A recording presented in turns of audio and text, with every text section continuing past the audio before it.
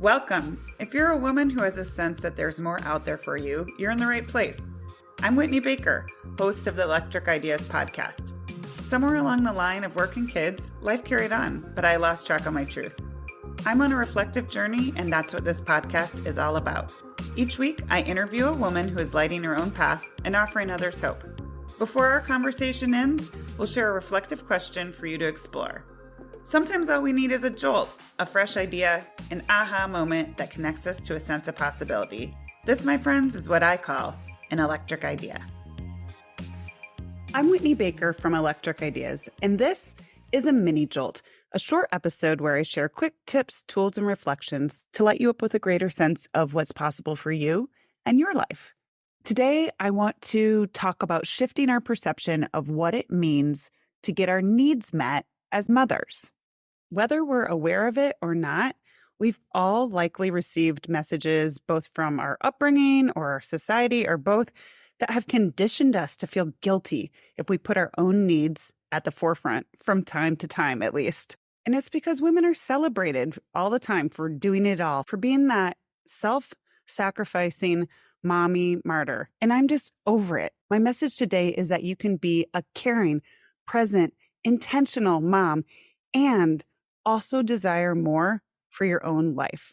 As caregivers, we get so bombarded by the water hose of needs from other people, be it our children, our jobs, our community. Pair that with living in this technological age where many of us are always on demand. It's easy amidst this tug of energetic war and constant distraction and pings to forget that we're the only person on this planet who can tell us what we need to prioritize to feel reasonably satisfied with our own lives. And I'm talking about the experiences, the conditions, a sense of expression that my guess as a mother you've perhaps let dim out a bit. In nearly all the small group coaching I facilitated, the same rub comes up. Women say the same version of something along these lines. I feel guilty asking for alone time in the house because if I'm there, everyone expects me to be hanging out. Here's another one that comes up a lot in my mom groups. And this one I feel especially tender towards, I'll be honest, because I don't think moms talk about it enough. And I don't know what happened when I became a mom, but my world was upended and I don't even know what I want because I'm just trying to keep my head above water, and joy and lightness feel elusive to me. I'm sharing these examples because I think it's important for moms to feel normal and validated and like they're not alone in feeling this way. It's true that a large part of a mom's life is meeting other people's needs, be it children, partners, jobs, community, all of the above.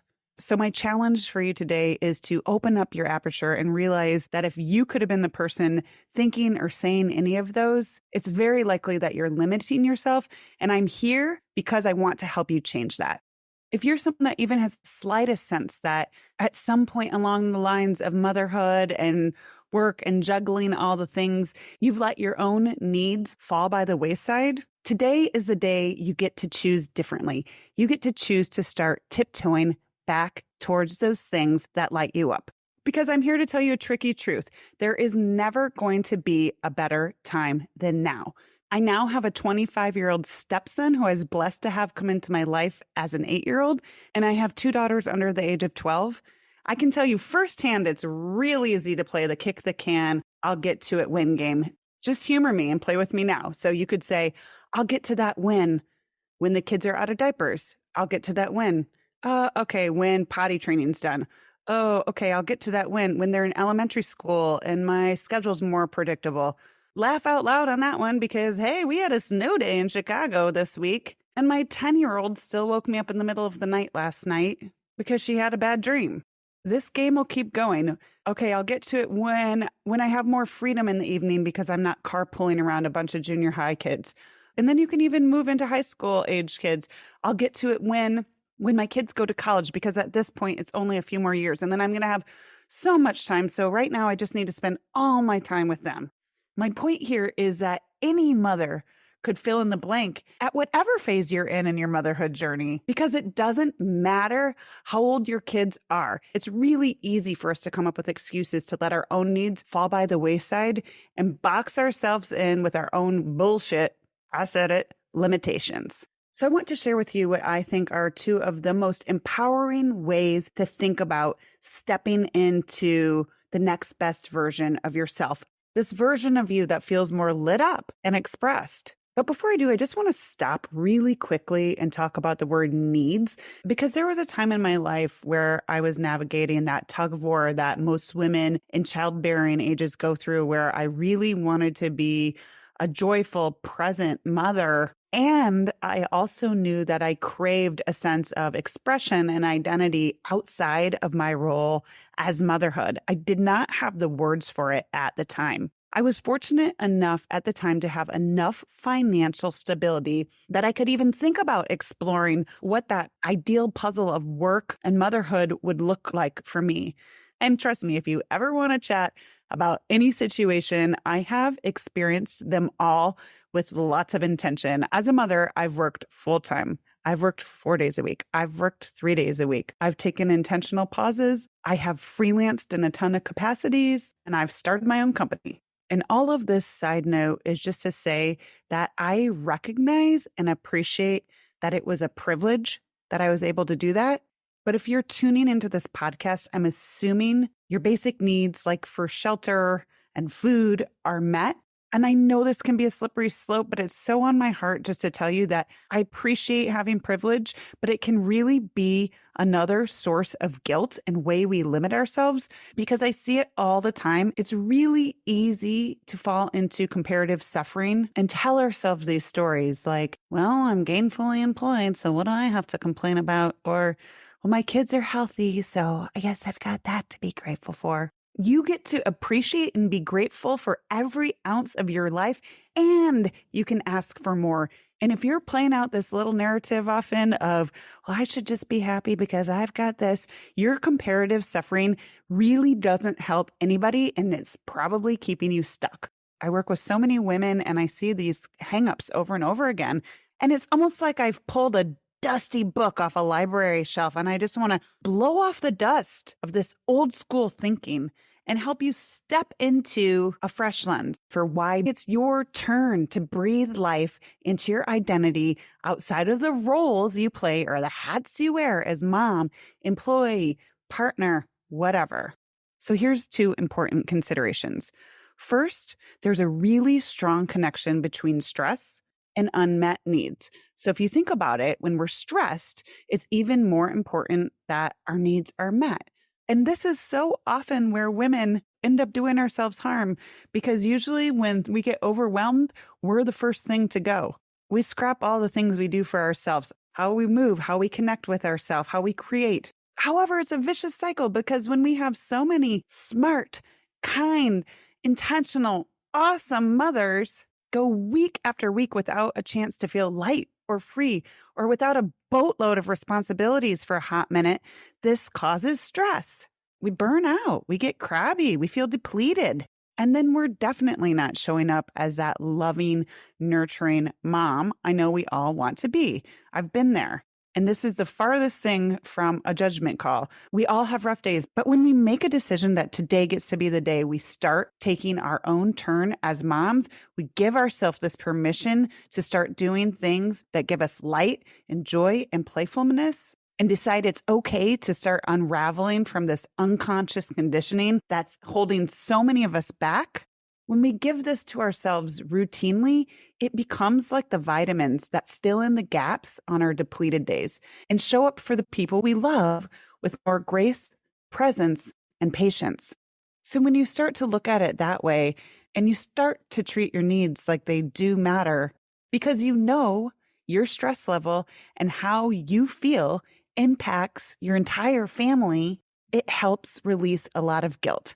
When there's a growing laundry pile, which there will be, when dinner is looking like a clean out the fridge night, it's easy to feel selfish doing even small things for ourselves. But if you practice assuming getting your needs met is a really positive thing for everyone else you encounter, especially your children, you're easier on yourself.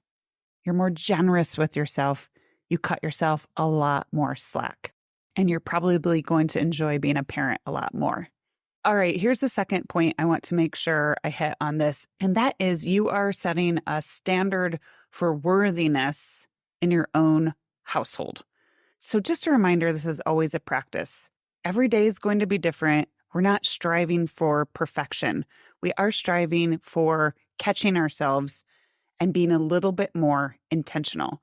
So when I catch myself having a stressy week, for example, I know that I am living out of alignment.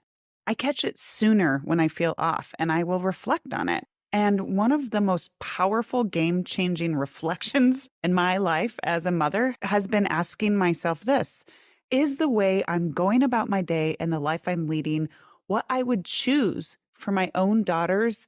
Or if you don't have daughters, the beautiful, smart, bright, talented generation of women who are looking up to us for examples of how they can flourish as a woman in this world. We know they're watching and absorbing way more from what we do and how we show up than what we say. And trust me, I get this wrong plenty of times, but I think it's really easy for women to slip into mommy martyrdom and ping around as stressed out and distracted bundles of nerves, all in the name of doing the best for our children. But if that's not the life you want for your children, then it's your choice to make changes now and show them the way to live. And let me tell you, it took me a long time to really get on board with this because we're taught to be self-sacrificing as women. But you are setting the standard in your own household. You're teaching your children when you ask for help, or I know this is hard with younger kids, but when your kids are a little older, when you say, I'm going to be so much more fun to play with or hang out with if I have 5 minutes to do XYZ, you are teaching them that they can ask for what they need and that they don't have to bury their needs and desires as they grow up. So here's a little challenge for you. I know that women in the Electric Ideas community are typically wellness forward and growth minded. So can you schedule even a 15-minute date with yourself on the calendar this week and protect it and let it be something outside of a workout that would fuel you? It could be reading. It could be coffee and a stroll with a friend.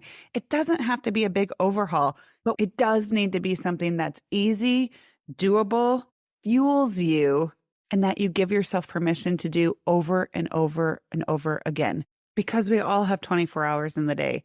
And if you're a mom, I already know you're busy. I actually hate that word, and hate is a strong word, but I don't even want to hear it. You can find 15 minutes in the next week to do something just because you really want to do it. And over time, you'll realize these anchors are probably what actually fuels you and allows you to show up as a loving mom, the expressed and present women in the room who are ready to engage because their cup is filled. They filled it themselves. Whew. All right. As you can tell, I get very fired up about these topics, but it's time to wrap. So here are 2 important takeaways from this mini jolt because I want to make sure I leave you feeling empowered today. Number 1, stress will always be there, always, when a mother feels unseen, unexpressed, and like her needs are not met. We are better moms, partners, community members, and friends when we give ourselves permission to take a turn on the needs list. Number 2, in order to be good to your children, you have to be good to yourself. The more lit up you are about your own life, the more energy you'll have to share with your children. And guess what? You're also less likely to use your children as pawns to fulfilling your own unmet needs. So golf clap to that. All right. I always end my episodes with a reflection. So ask yourself this: am I living out the version of motherhood that I want to pass down to my children? One final note: if you are a mom who's ready to create more meaning in your own life, to step into more worthiness and expression, despite living in a world that tells women to stay stuck in too small for us narratives, if it's important to you to be a fantastic mother and feel like you are nurturing your potential and your desires outside of the roles you play, then I invite you to join Season to Shift, my signature 6-week mastermind for moms. Space is limited and doors for signing up for this program close tomorrow, which is Friday, January 26th. You can find a link in the show notes to sign up. If you have any questions or any issues, you can just email me so I can get you set up straight away and make sure you get your spot and you get set up. It's not too late. My email, if you want to reach out, is whitney@myelectricideas.com. I hope to see you in the room. Either way, thank you for joining me today. Have an inspired day. I'm so glad you joined me today. If you're looking for more, feel free to connect with me on Instagram at @WhitneyWoman. And if you enjoyed the show, I invite you to support me by leaving a review or sharing it with a friend. Hope you have an inspired day.